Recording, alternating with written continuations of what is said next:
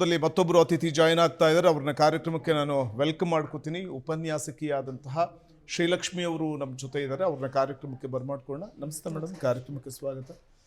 ಸಾಮಾನ್ಯವಾಗಿ ಚಿನ್ನವನ್ನು ಅಡವಿಟ್ಟಂತಹ ಸಂದರ್ಭದಲ್ಲಿ ಅದು ತಮ್ಮ ಕೈ ಸೇರೋದಿಲ್ಲ ಅನ್ನುವಂಥ ಒಂದು ನಂಬಿಕೆ ಇದೆ. ಅಂದರೆ ಒಂದ್ಸರಿ ಅಡ ಇಟ್ಟ ಬಳಿಕ ಲಕ್ಷ್ಮಿ ಹೋದಂಗೆ ಕೈ ಸೇರೋದಿಲ್ಲ ಅನ್ನುವಂಥದ್ದು ಅದು ಮೂಢನಂಬಿಕೆನೋ ಅಥವಾ ನಂಬಿಕೆನೋ, ಕೆಲವು ಕಡೆ ಅದು ನಿಜ ಆಗಿರೋದುಂಟು ಅನ್ನುವಂಥ ಮಾತನ್ನು ಹೇಳುವಂಥವರು ಇದ್ದಾರೆ. ಸೊ ನಿಮ್ಗೆ ಏನು ಅನಿಸುತ್ತೆ ಈ ಬಗ್ಗೆ, ನಿಮ್ಮ ಅಭಿಪ್ರಾಯ ಏನು ಅಂತ? ಸರ್, ಮೂಢನಂಬಿಕೆ ಸೈಡ್ಗೆ ಇಟ್ಟರೆ ನಾವು ಯಾಕೆ ಚಿನ್ನವನ್ನು ಅಡವಿಡ್ತೀವಿ? ಅದನ್ನು ಅಡವಿಟ್ಟಿರೋ ಚಿನ್ನವನ್ನು ಮತ್ತೆ ಅದನ್ನು ವಾಪಸ್ ತೊಗೊಳೋದಕ್ಕೆ ಆಗೋದಿಲ್ಲ ಸರ್. ಒಂದು ರೀಸನ್ ಒಂದು ಬಂದ್ಬಿಟ್ಟು ರೇಟ್ ಆಫ್ ಇಂಟ್ರೆಸ್ಟ್ ಜಾಸ್ತಿ ಇರುತ್ತೆ. ಅಂದರೆ ಮಧ್ಯಮ ವರ್ಗದ ಜನರಿಗೆ ಅದನ್ನು ವಾಪಸ್ ತೊಗೊಳೋದಕ್ಕೆ ಆಗೋದಿಲ್ಲ ಸರ್. ಯಾಕಂದರೆ ರೇಟ್ ಆಫ್ ಇಂಟ್ರೆಸ್ಟು. ನಾವು ಯಾವತ್ತಕ್ಕೆ ಅಡವಿಡ್ತಾ ಇದ್ದೀವಿ? ಒಂದು ಮಕ್ಕಳ ಒಂದು ಎಜುಕೇಷನ್ಗೆ, ಕಷ್ಟ ಕಾಲಕ್ಕೆ, ಅಥವಾ ಹಾಸ್ಪಿಟಲ್ಗೆ ದುಡ್ಡು ಕಟ್ಟಲಿಕ್ಕೆ, ಆ ಒಂದು ಮಧ್ಯಮ ವರ್ಗಕ್ಕೆ ನಮಗೆ ಚಿನ್ನನೇ ಆಸರೆ. ಸೊ ಅದರಿಂದಾಗಿ ನಾವು ಅಡವಿಡ್ತಾ ಇದ್ದೀವಿ. ಅದು ವಾಪಸ್ ಬರೋದಕ್ಕೆ ಒಂದೊಂದ್ಸಲಿ ಆಗೋದಿಲ್ಲ ಸರ್. ಒಂದು ರೇಟ್ ಆಫ್ ಇಂಟ್ರೆಸ್ಟ್ ಜಾಸ್ತಿ ಇರುತ್ತೆ. ಇನ್ನೊಂದು ನಮಗೆ ಹೆಂಗಸರಿಗೆ ಎಸ್ಪೆಷಲಿ ಎಮೋಷ್ನಲಿ ಅಟ್ಯಾಚ್ಡ್ ಆಗಿರ್ತೀವಿ. ಒಂದೊಂದ್ಸಲಿ ಆ ಒಂದು ಇಂಟ್ರೆಸ್ಟ್ ಜಾಸ್ತಿ ಹೋಗ್ತಾ ಹೋಗ್ತಾ ಜಾಸ್ತಿ ಆಗ್ತಾ ಆಗ್ತಾ ಅದನ್ನು ತೀರಿಸ್ಲಿಕ್ಕೂ ಆಗೋದಿಲ್ಲ ಅಂತ ಪರಿಸ್ಥಿತಿಗೆ ಹೊರಟೋಗುತ್ತೆ. ಸೊ ಅವಾಗ ಏನಾಗುತ್ತೆ, ಅಡವಿಟ್ಟಿರೋ ಚಿನ್ನ ಕೂಡ ಬಿಡಿಸ್ಲಿಕ್ಕೆ ಆಗೋದಿಲ್ಲ.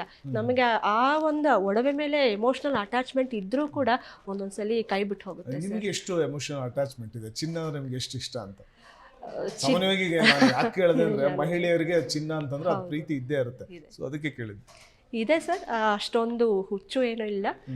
ಎಷ್ಟು ಬೇಕೋ ನಮ್ಮ ಜೀವನಕ್ಕೆ ಏನು ಬೇಕೋ ಅಷ್ಟೇ. ಬಟ್ ಎಮೋಷ್ನಲ್ ಅಟ್ಯಾಚ್ಮೆಂಟ್ ಅಂತ ಹೇಳಿದ್ನಲ್ಲ, ಅದು ನಮ್ಮ ತಂದೆಯವ್ರು ಕೊಟ್ಟಿದ್ದು ಅಥವಾ ನಮ್ಮ ತಾಯಿಯವ್ರು ಕೊಟ್ಟಿದ್ದು ಅಥವಾ ಹಿರಿಯರು ಕೊಟ್ಟಿದ್ದು ಅಂತ ನಮಗಿರುತ್ತಲ್ಲ, ಆ ಚಿನ್ನ ನಮ್ಮ ಕಷ್ಟ ಕಾಲಕ್ಕೆ ಬೇಕಾದಾಗ ಅಡವಿಡಬೇಕಲ್ಲ, ಆ ಒಂದು ಮನಸ್ಸಿನ ತುಂಬ ಒಂಥರ ನೋವಾಗುತ್ತೆ ಆ ಸಮಯದಲ್ಲಿ. ಹೌದು, ನಿಜ.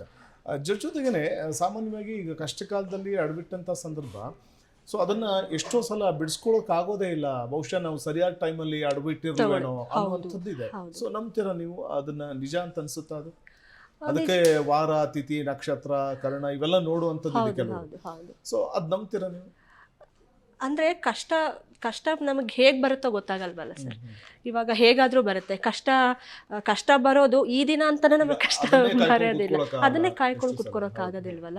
ಸೊ ಹಾಗಾಗಿ ಆ ಒಂದು ಟೈಮ್ ಇದ್ದರೆ ಓಕೆ, ನಾವು ನೋಡಿಕೊಂಡು ಈ ದಿನ ಈ ನಕ್ಷತ್ರ ನೋಡಿಕೊಂಡು ಅಡವಿಡಬಹುದೇನೋ.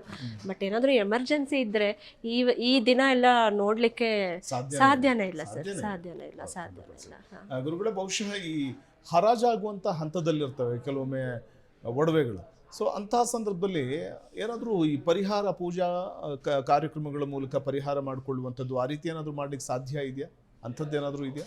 ನೋಡಿ, ಮನುಷ್ಯನಿಗೆ ಯಾವಾಗ ಹಣಕಾಸಿನ ದಾರಿದ್ರ್ಯತೆಗಳು ಕೂಡ ಬರುತ್ತೋ, ನನಗೆ ಸಮಯ ಸಂದರ್ಭಗಳು ಉತ್ತಮವಾದಂತಹ ವಾತಾವರಣಗಳನ್ನು ನಿರ್ಮಾಣವನ್ನು ಮಾಡೋದಿಲ್ವೋ, ಆ ಕಷ್ಟವನ್ನು ನಮಗೆ ನೀಗಲಿಕ್ಕೆ ಸಾಧ್ಯವಾಗೋದಿಲ್ವೋ, ಅಂಥ ಸಂದರ್ಭದಲ್ಲಿ ಅಡವಿಟ್ಟ ಚಿನ್ನಗಳು ಮಾರಾಟವಾಗುವಂಥದ್ದು, ಹರಾಜಿಗಾಗುವಂಥದ್ದು ಹೋಗುತ್ತೆ. ಅಲ್ಲಿಗೆ ನಿಮಗೆ ಒಂದು ಕ್ಲೂ ಕೊಡುತ್ತದೆ. ನಿಮ್ಮಿಂದ ಬಿಟ್ಟೋದ್ಮೇಲೆ ನಿಮ್ಗೆ ಹೇಳುತ್ತೆ, ನೀನು ಸರಿಯಾಗಿ ನನ್ನನ್ನು ನೀನು ಬಳಸ್ಕೊಳ್ಳಿಕ್ಕೆ ನಿನ್ನ ಕೈಲಿ ಆಗಲಿಲ್ಲ ಅನ್ನುವಂಥ ಒಂದು ಚಿಕ್ಕದಾದಂಥ ಒಂದು ವಾಕ್ಯವನ್ನು ಸಹ ಅದು ಹೇಳ್ಬಿಟ್ಟು ಹೋಗುತ್ತೆ. ನಾನು ನಿನ್ನ ಮನೆಗೆ ಬಂದೆ, ನಿನ್ನನ್ನು ಇಟ್ಕೊಳ್ಳೋಕ್ಕಾಗಲಿಲ್ಲ. ಯಾಕೆ ಅಂತಂದರೆ ನಿನ್ನ ಕಾರ್ಯವೈಖರಿ ಆಗಿರ್ಬೋದು, ನಿನ್ನ ಜೀವನದ ಶೈಲಿ ಆಗಿರ್ಬೋದು, ನಿನ್ನ ದುಡಿಮೆ, ನಿನ್ನ ರಕ್ಷಣೆ, ನಿನ್ನ ಉಳಿತಾಯ, ಅದೆಲ್ಲೂ ನೀನು ಸರಿ ಮಾಡ್ಕೊಳಕ್ಕಾಗಲಿಲ್ಲ. ಬಿಟ್ಟು ಹೋಗ್ತಾ ಇದ್ದೀನಿ. ಮುಂದೊಂದ್ಸಲಿ ನೋಡೋಣ, ಇದಕ್ಕಿಂತ ಚೆನ್ನಾಗಿ ನೀನು ಬದುಕಿ ಮತ್ತೆ ನನ್ನನ್ನು ಕರೆಸ್ಕೊಂಡು ಅಂತ ಹೇಳುವಂಥ ಒಂದು ಸೂಚನೆಯನ್ನು ಸಹ ಕೊಟ್ಟು ಹೋಗುತ್ತೆ. ನೀವು ನೋಡಿಬೇಕಾದ್ರೆ ಕೆಲವರೆಲ್ಲ ಹರಾಜು ಹಾಕ್ದವರು ಭಾಳ ನೊಂದು ಭಾಳ ಹಿಂಸೆ ಮಾಡ್ಕೊಂಡಿರ್ತಾರೆ ಪಾಪ. ನೆಕ್ಸ್ಟ್ ಅವ್ರಿಗೊಂದು ಹಠ ಬರುತ್ತೆ, ನಾನು ಕಳ್ಕೊಂಡ್ಮೇಲೆ ತಿರ್ಗಾ ನಾನು ಸಂಪಾದನೆ ಮಾಡಲೇಬೇಕು, ಮಾತಾಡಬೇಕು ಅನ್ನುವಂಥ. ಮಾತಾಡೋಣ. ಒಬ್ರು ಕರೆ ಮಾಡಿದರೆ ದಾವಣಗೆರೆಯಿಂದ ಶೈಲಜಾ ಅಂತ. ನಮಸ್ತೆ ಮೇಡಮ್. ನಮಸ್ತೆ. ಮಾತಾಡಿ ಮೇಡಮ್. ಗುರುಜಿ, ನಮ್ಗೆ ತಗೊಳೋಣ ಅಂತೀವಿ, ಅದಕ್ಕೆ ಕಾಲನೇ ಕೂಡಿ ಬರ್ತಾ ಇಲ್ಲ ಒಡವೆ ಕೊಳ್ಳಕ್ಕೆ. ಅದು ಯಾಕೆ ಅಂತಾನೆ ಗೊತ್ತಾಗ್ತಾ ಇಲ್ಲ. ಶೈಲಜಾ ದಾವಣಗೆರೆ ಅವರು, ಶೈಲಜಾ ಶ್ರವಣ ನಕ್ಷತ್ರ ಮಕರ ರಾಶಿನೇ ಬಂತಲ್ಲ ಮತ್ತೆ ಶೈಲಜಾನವರು? 27/2/76 ನನ್ನ ಡೇಟ್ ಆಫ್ ಬರ್ತ್. ನಕ್ಷತ್ರ ಗೊತ್ತಿದೆಯಾ ನಿಮಗೆ? ಇಲ್ಲ, ಗೊತ್ತಿಲ್ಲ. ಯಾಕೆಂದರೆ ಮಾಧ್ಯಮಗಳಲ್ಲಿ ತಿರ್ಗಾ ನಾವು ಅದನ್ನೆಲ್ಲ ಹುಡುಕ್ಲಿಕ್ಕೆ ಸಮಯ ತುಂಬ ತೆಗೆದುಕೊಳ್ಳುತ್ತೆ. ನಾನು ಹೆಸರು ಮೇಲೆ ಹೇಳ್ತೀನಿ, ಶೈಲಜಾ ಅನ್ನೋದಕ್ಕೆ ಶ್ರವಣ ನಕ್ಷತ್ರ ಮಕರ ರಾಶಿ. ಇದಕ್ಕಿಂತ ಮೊದಲು ಫೋನ್ ಮಾಡಿದ್ದವ್ರದ್ದು ಶ್ರವಣ ನಕ್ಷತ್ರ ಮಕರ ರಾಶಿ. ಆ್ಯಂಡ್ ಮಕರ ರಾಶಿ, ಮೀನರಾಶಿ, ಮೇಷರಾಶಿಯವರಿಗೆ ಈಗ ಸಮಯ ಚೆನ್ನಾಗಿಲ್ಲ. ನೀವು ಎಷ್ಟೇ ನೀವು ಈ ರೀತಿಯಾದಂತಹ ತೆಗೆದುಕೊಳ್ಬೇಕು, ನಾವೇನಾದರೂ ಒಂದು ಖರೀದಿ ಮಾಡಬೇಕು, ಈ ರೀತಿಯಾದಂತಹ ವಾತಾವರಣಗಳು ಇಟ್ಕೊಂಡಾಗ ಸಮಯವೇ ಚೆನ್ನಾಗಿಲ್ವಲ್ಲ, ನಮಗೆ ಚೆನ್ನಾಗಿ ಕಾಲವೇ ಚೆನ್ನಾಗಿ ಕೂಡಿಲ್ಲ. ಆದ್ದರಿಂದ ಸ್ವಲ್ಪ ತೆಗೆದುಕೊಳ್ಳೋದು ಕಷ್ಟ ಆಗುತ್ತೆ. ಹಣಕಾಸಿನ ಹೂಡಿಕೆ ಕಷ್ಟ ಆಗುತ್ತೆ, ಹಣಕಾಸನ್ನು ನಮಗೆ ಸಂಪಾದನೆ ಮಾಡೋದೇ ಕಷ್ಟ ಆಗಿರುತ್ತೆ, ಜೀವನದ ಶೈಲಿಯೇ ಕಷ್ಟ ಆಗಿರುತ್ತೆ. ಆಮೇಲೆ ಈಗಿನ ವಾತಾವರಣ, ಈಗಿನ ರೈಟಲ್ಲಿ ಇನ್ನೂ ತೆಗೆದುಕೊಳ್ಳೋದು ಇನ್ನೂ ಕಷ್ಟ ಆಗುತ್ತೆ. ಅಟ್ಲೀಸ್ಟ್ ಒಂದು 5 ವರ್ಷದಿಂದ ಅಟ್ಲೀಸ್ಟ್ ಒಂದು 5-6 ಸಾವಿರಕ್ಕಾರ ಸಿಕ್ತಿತ್ತೇನೋ, ಈಗೆಲ್ಲ 15,000ಕ್ಕೆ ಹೋಗ್ಬಿಟ್ಟಿದೆ ಚಿನ್ನ ಗ್ರಾಮ್. ಈ ರೀತಿಯದಲ್ಲಿದ್ದಾಗ ಖಂಡಿತವಾಗಿ ತೆಗೆದುಕೊಳ್ಳುವಂಥ ಸಮಯಗಳು ಕೂಡ ಬರುತ್ತೆ ನಿಮಗೆ. ನನ್ನ ಪ್ರಕಾರ 2027 ತೆಗೆದುಕೊಳ್ತೀರಿ. ಸ್ವಲ್ಪ ಚಿನ್ನನೂ ಡೌನ್ ಆಗ್ಬೋದೇನೋ, ನೋಡೋಣ. ಅಮ್ಮ, ಮಗಳ ಬಗ್ಗೆ ಕೇಳಬೇಕಾಯ್ತು ಗುರುಜಿ. ಹಾಂ, ಮಗಳ ಬಗ್ಗೆ ಏನು ಹೆಸರು? ವತ್ಸಲ ಅಂತೇಳಿ. ಓಕೆ, ಟೈಮ್ ಚೆನ್ನಾಗಿದೆ. ವತ್ಸಲಾಗೆ ರೋಹಿಣಿ ನಕ್ಷತ್ರ ವೃಷಭ ರಾಶಿ ಬರುತ್ತೆ ನೋಡಿ.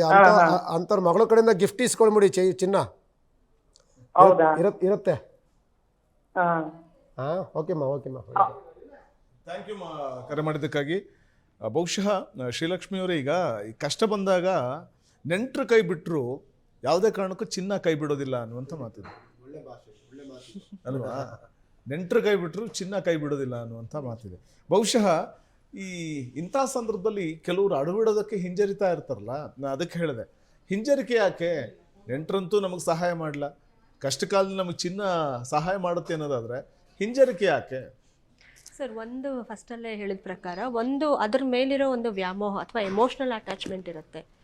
ಇನ್ನೊಂದು ಅದು ಅಡವಿಟ್ಬಿಟ್ರೆ ನಮಗೆ ಸಿಗೋದಿಲ್ಲ ವಾಪಸ್ ಅನ್ನೋದು. ನಾನು ಹೇಳ್ದಂಗೆ ಫಸ್ಟಲ್ಲೇ ರೇಟ್ ಆಫ್ ಇಂಟ್ರೆಸ್ಟ್ ಜಾಸ್ತಿ ಆಗಿರುತ್ತೆ. ಮತ್ತೆ ಹೋಗ್ತಾ ಹೋಗ್ತಾ ಅದನ್ನು ರಿನ್ಯೂವಲ್ ಮಾಡಿಸ್ಬೇಕು. ಅದು ರಿನ್ಯೂವಲ್ ಮಾಡಿಸೋದಕ್ಕೆ ಕೂಡ ಒಂದು ಇಷ್ಟು ಅಂತ ಅದಕ್ಕೆ ದುಡ್ಡು ಅಂತ ಇಡಲೇಬೇಕಾಗತ್ತೆ. ಎಷ್ಟು ವರ್ಷ ಅಂತ ರಿನ್ಯೂವಲ್ ಮಾಡಿಸ್ತಾ ಹೋಗ್ಬೇಕು ಅದಕ್ಕೆ. ಸೊ ಆ ಒಂದು ಭಯ ಜನರಲ್ಲಿ ಇದೆ. ಸೊ ಹಾಗಾಗಿ ಒಂದ್ಸಲಿ ಅಡಬಿಟ್ಬಿಟ್ರೆ ನಮಗೆ ವಾಪಸ್ ಬರಲ್ಲ. ಅದು ಎಮೋಷ್ನಲ್ ಅಟ್ಯಾಚ್ಮೆಂಟ್, ಫಸ್ಟ್ ಬರೋದೇ ಎಮೋಷ್ನಲ್ ಅಟ್ಯಾಚ್ಮೆಂಟ್. ಅಯ್ಯೋ, ನಮ್ಮ ಕೈ ತಪ್ಪು ಹೋಗ್ತಾ ಇದೆಯಲ್ವಾ ನಮ್ಮ ಚಿನ್ನ ಅಂತ ಆ ಮನಸ್ಸಿಗೆ